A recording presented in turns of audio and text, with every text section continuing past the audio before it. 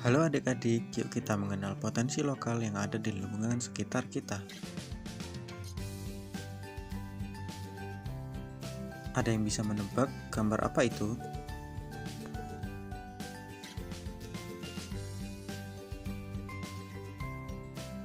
Nah, benar sekali. Itu adalah wisata Gumuk Pasir yang terletak di pantai Parangtritis. Apakah adik-adik tahu kalau Gumuk Pasir itu merupakan salah satu kawasan geoheritage yang harus dijaga loh?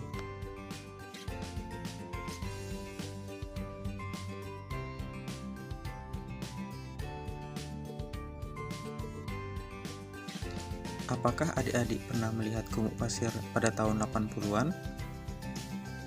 Bercanda ya. Pasti adik-adik juga belum pada lahir kan? Oke, singkat sejarah.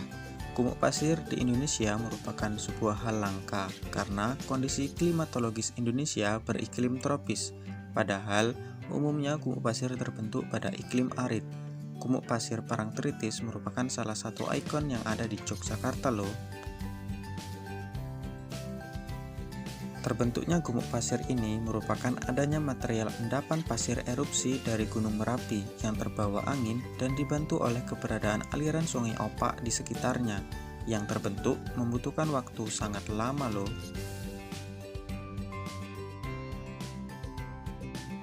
Keberadaan gumuk pasir Pantai Parangtritis memiliki fungsi ekologis, yaitu mampu menahan laju tsunami yang terjadi di Bantul pada Juni 2006. Adanya gumuk pasir pantai dapat menyelamatkan Desa Parangtritis, Desa Parangendok, Desa Parangkusumo, dan Desa Depok, Kecamatan Kretek dari terjangan air laut yang naik ke daratan akibat gempa di dasar laut. Masya Allah, menakjubkan bukan? Namun sayangnya, fungsi tersebut tidak akan berjalan ketika gumuk pasir terus-menerus mengalami penurunan luasan. Sedih ya. Salah satu kegiatan yang dapat menurunkan luasan gumuk pasir yaitu adanya pengembangan sektor ekonomi loh, yaitu adanya alih fungsi lahan menjadi tambak udang di sekitar gumuk pasir. Gumuk pasir ini juga terganggu oleh kegiatan konversi budidaya tambak udang. Jika konversi tersebut terus dilakukan, maka luas gumuk pasir akan berkurang dan masyarakat akan kehilangan fungsi ekologis dan fisik tersebut. Sedih ya. Menurut salah satu peneliti menyatakan bahwa gumuk pasir menjadi lahan ekstensifikasi pertambakan merupakan permasalahan yang cukup serius di daerah pesisir. Sayang sekali bukan? Tanpa kita sadari, kegiatan tersebut mengakibatkan perubahan ekosistem. Hal ini menyebabkan hilangnya fungsi fisik dan ekologis gumuk pasir. Hilangnya fungsi fisik lahan lindung menyebabkan permasalahan seperti abrasi pantai dan pencemaran limbah tambak pada persawahan petani dan lingkungan sekitar. Seiring berjalannya waktu, pesona gumuk pasir mulai terganggu. Hal ini dikarenakan aktivitas-aktivitas manusia tanpa memperhatikan dampak yang akan terjadi.